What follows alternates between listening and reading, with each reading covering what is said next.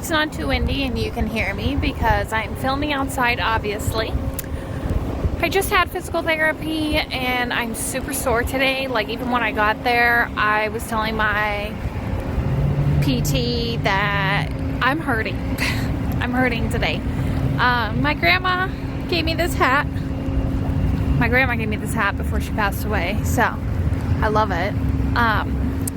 Welcome to the vlog. This is our Trans Rights Readathon week, and in honor of my husband, Dalton, being trans, I am doing this for him, but also all the other trans and non-binary, gender non-conforming people out there that don't have a voice, that don't know where to donate or don't know where to get help if they can't donate, all of the above. So this is for them and my other friends who are trans.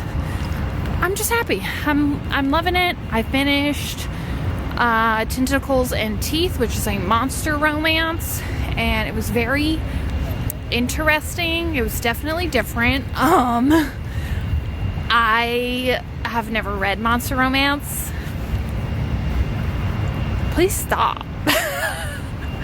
I've never read monster romance, so this was very new to me. It was a wide choose, and I did like that, and it was very interesting. So it was a short novella. I did it for the romance prompt. I am currently reading 3 books right now. Right now, the book I'm holding, that is What Moves the Dead. I am on page like 93, and I think there's like 168 pages in this book as well. It starts really slow, if I'm honest. Like, I just was not expecting how slow it would be. And it is a retelling, reimagining of The Fall of the House of Usher by Edgar Allan Poe. And this is written by T. Kingfisher, so I was very interested in it because I watched the show The Fall of the House of Usher on Netflix. Amazing. I also love that producer. Everything they have put out, I love. The Haunting of Hill House, Bly Manor, now this one. I've really enjoyed all of them. So, reading that for a physical book. My Kindle, I am reading the book called Heart Haunt Havoc. And it has a trans masked character. It has a non-binary character. It is a horror novella as well, and a BIPOC author. So this book is scary, y'all. It starts right off the bat. It's very creepy, very spooky, and honestly, I'm loving every minute of it. It's been a while since I've read like horror, thriller, anything, and it looks like I'm coming back, and I'm so happy about it. The 3rd book I'm reading is audibly, and so I'm listening to the Sunbearer Trials by Aiden Thomas. Last year for the readathon, I read The Cemetery Boys, loved it, did the audio version of that too, and it was so freaking good. But this book, I kind of like this better, if I'm being honest. I love this book so much. It's YA fantasy. We have a magic system. We have trials, obviously, because it's in the title, and I'm freaking obsessed. I feel like we might have a Hunger Games moment, like the first book of Hunger Games. And you know what? We're going to see. We're going to see how that goes. But I just wanted to come up here, do a little update, and I'm excited for the rest of the week.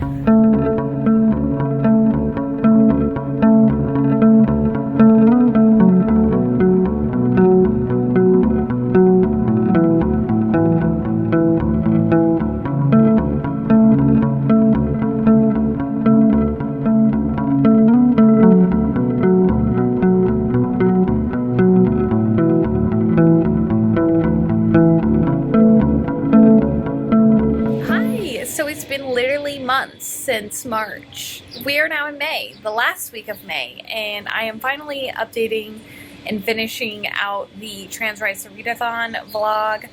I had to buy a hard drive because I had no storage on my MacBook, and then I lost all of my videos, and thankfully, like, I have it backed up on my Google Photos, but I had to re-download everything to my hard drive, and so it's just been a process trying to get back into YouTube and finish up videos that I had halfway done.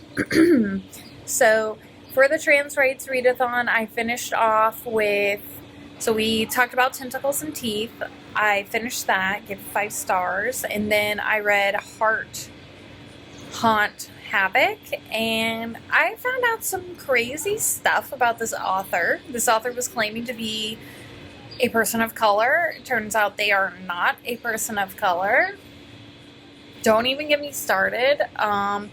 So we're not going to continue talking about them, because if you're going to do that and you're going to lie about who you are as a person and then like use it, it's disgusting. It's unacceptable, and you don't deserve to have any promotion of your work after, you know, basically claiming to be in a marginalized community. That's not okay. People of color already have such a hard time. There's barely any publishing for people of color, and to basically say that you are and you're not and completely lie about it baffles me. So that is why I will not be reviewing that book in this video. The other book I finished that I was loving, that I talked about, was the Sunbearer Trials by Aiden Thomas. Holy crap, y'all.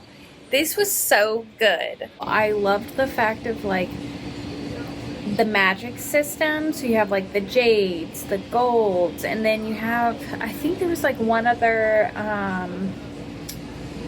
like familial house. So each house, like the golds, they are basically trained for the Sunbearer Trials from the beginning. They have their own school, they have their own training, they have a very strict schedule. They basically have no friends, no life, because their life is dedicated to these trials. So our main character is a Jade. He hates having to go to the ceremony for the picking of trials of who's going to compete in them. He is one of the Jade royalty son. He's like, I don't want to go to this, Mom. Like, I really don't want to go. And it's required of him. He's literally in a style of like royal family setting, but he doesn't have the same training, background, everything. Like, he doesn't even have the same knowledge, you know? And so not only is he picked, but a second Jade is picked. So you have 2 people outside of the golds. So everyone's freaking out. Everyone's like, oh my god, this hasn't happened in 10 years. We go on a journey with Teo, and throughout the trials, it's so good. Like, it was just written so well, and you're literally drawn in from the beginning of the book. Like, the beginning of the book starts with a fire, and that's not even in the trials. I highly recommend this book. I cannot wait. Oh my goodness, I cannot wait for book 2. It comes out later this year. I am so ecstatic about it because I listened to the audiobook of it on Libby. I got it from my library. So I already I already put a hold line for Celestial Monsters, I think is the title for the sequel. But that book, 5 freaking stars. Aiden Thomas, I freaking love his writing. Aiden Thomas really brings in the point of view from queer characters in youth, which I think is so freaking important because that representation isn't there. We don't have a lot of representation in the queer community, especially for youth, and this just brings in the aspect of like what a trans teenager goes through, their mind, their dysphoria. Like, the plot itself is great, but the side plot of seeing who this character is, the character arc, the character growth was so beautifully written. I ate it up. I loved it so much. So I cannot recommend this book enough. It's definitely one of my top 10 of 2024 so far. And I know that's like a big bold statement, but I know it's gonna stay on my top 10. And lastly, the final book that I did end up finishing was What Moves the Dead by T. Kingfisher, and honestly I give this book 3 stars. I don't know if I went into this book with high expectations. I thought it was going to be more horror realm than literary horror, and the way people had described the book to me, I had a different expectation. There were moments in the book where I did really see that true literary horror drawn out in a really good way of writing, and it made you feel super eerie and like kind of creeped out. And I read it because The Fall of the House of Usher had just came out on Netflix, and I absolutely love that show.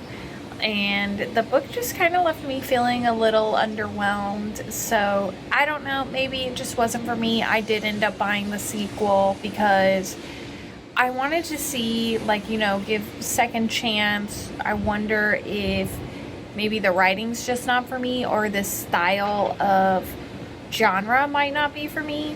But I did like the aspect of having non-binary characters in a world where its time era is kind of like back in the day. It's not present time, and seeing a non-binary character during a time of like war and stuff where we know in real life like that people were around. They've always been around. They just weren't out. And so I kind of liked having that aspect because they stood their ground and was very strong with their boundaries, which was really nice to see. But that's pretty much it. That's my wrap up for this vlog. It's very short and sweet, but I had a great time. I finished 4 books, and then I was able to make my donation. I will post the Mass Trans Alliance website in the bio of the video down here. So that way, if you are interested in making a donation, or even just seeing like where I donated my charity to for the Trans Readathon event in March, please take a look at it. You know, do some research. If you have questions, let me know. There's a lot of bills being passed right now, especially over the last year, that are really borderlining erasing trans rights altogether, and it's very scary, especially as someone whose partner is trans. It's very scary to be living in a time that we feel like we're being pushed backwards, and our rights are being stripped away from us right now. So please do all the research. Please listen to your queer trans people in the community. We're just as important. You know, we need people to listen. We need voices to speak up for us, and it would mean the world to me, even if you just looked at the charity I donated to. And if you're not able to donate, that's totally okay. Sharing is caring in all forms of way, okay? So thank you so much for watching this video. I hope to see you on the next one, and bye!